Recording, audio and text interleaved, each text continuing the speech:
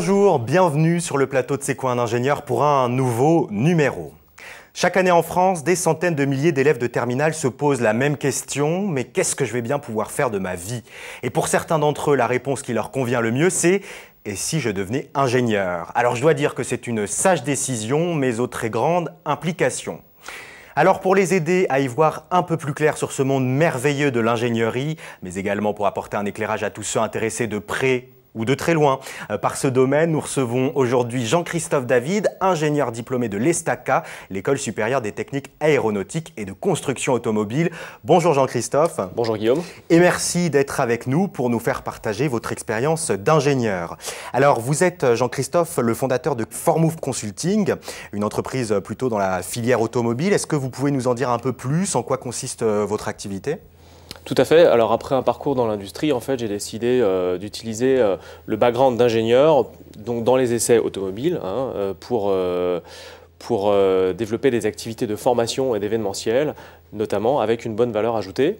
Et puis, dans le cadre du développement de la société ForMove Consulting, maintenant, j'opère également une transition digitale du savoir accumulé vers ce qu'on peut faire sur l'Internet et les mobiles. Alors concrètement, sur quel type d'activité vous allez intervenir? Plutôt du consulting, parfois de l'événementiel, vous m'avez dit, mais en même temps du technique? Tout à fait. Alors par exemple, dans le cadre du consulting, j'assiste actuellement un de mes clients dans l'optimisation de ses processus de mise au point des véhicules. Mon background fait que j'ai une vision d'ensemble sur ce qui permet de mettre au point un véhicule pour qu'il tienne bien la route, qu'il freine bien, qu'il soit agréable à conduire. Donc je les aide à optimiser leur processus sur ce type de travaux. Et puis une deuxième mission, ça a été par exemple pour un grand constructeur automobile français de mettre en place des activités de mise en valeur du produit et de ses clients dans le cadre d'un lancement commercial. Ouais, donc un double regard, une double compétence. Alors, vous avez rejoint une école spécialisée dans le domaine de l'automobile après votre bac. C'était vraiment parce que c'était le domaine qui vous intéressait que vous avez franchi ce pas et rejoint cette école? Oui, tout à fait. Ouais. J'étais passionné depuis tout petit et à vrai dire, je voulais rejoindre l'ESTACA quand j'étais déjà quand j'étais au brevet en fait. Ah donc, oui, donc en troisième déjà une vocation qui naissait. Tout à fait.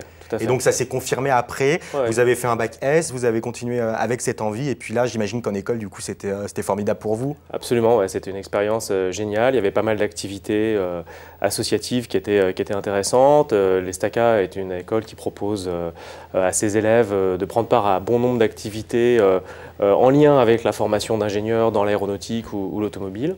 Et puis, il y avait une ambiance qui était sympathique. Et effectivement, j'ai un très très bon souvenir de cette formation. J'ai eu la chance de faire un Erasmus, donc un programme d'échange à l'étranger, donc qui a été aussi très enrichissant.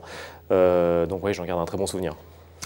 Alors Jean-Christophe David, on arrive au milieu de cet entretien. C'est le moment un peu de couper le rythme, c'est la question cash. Jean-Christophe, aujourd'hui vous avez davantage des missions de consultant, on l'a dit. Alors est-ce que vous vous considérez toujours comme un ingénieur ? Oui, tout à fait. Je me considère toujours comme un ingénieur. Bon, déjà parce que je fais encore de la technique, même si c'est plus aussi souvent qu'auparavant. Et puis surtout dans la manière de penser, dans la manière de fonctionner, de construire des projets et puis de réfléchir tout simplement. C'est quelque chose qui reste. Je pense qu'on s'en défait pas aussi facilement. Vous gardez un peu un regard d'ingénieur dans vos missions.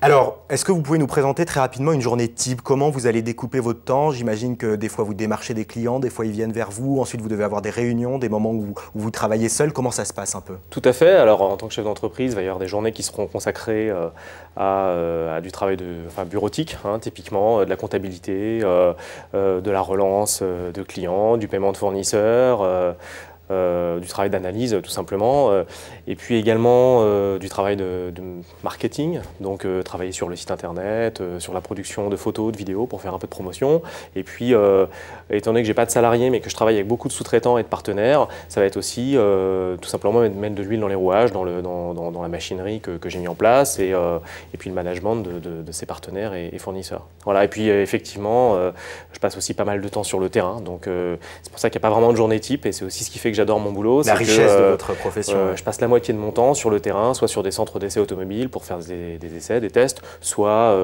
chez mes clients pour faire de la formation ou du consulting. Jean-Christophe, on arrive à la fin de cette émission. Finalement, si vous deviez donner 3 qualités attendues d'un ingénieur, quelles seraient-elles? Alors, 3 qualités. Il en faut beaucoup, mais on va dire que la première, ça va être de toujours savoir apprendre, d'être curieux, pour toujours être capable de s'intéresser, d'accumuler du savoir.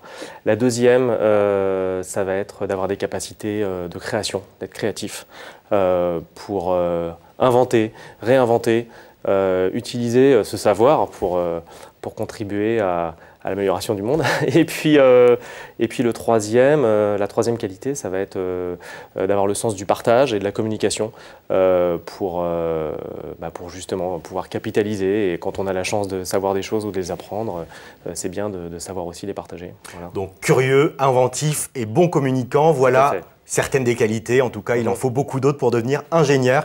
Et bien voilà, nous arrivons déjà au terme de cette émission. Merci beaucoup Jean-Christophe David d'avoir été avec nous. Merci Guillaume. Voilà, je rappelle que vous êtes à la tête de Formove, un cabinet de consulting. Et on a vu avec vous une nouvelle facette du métier de l'ingénieur, ingénieur dans l'automobile, qui va travailler du coup à la fois d'un point de vue technique et puis événementiel. Mais vous le savez, hein, c'est tout le pari de cette émission.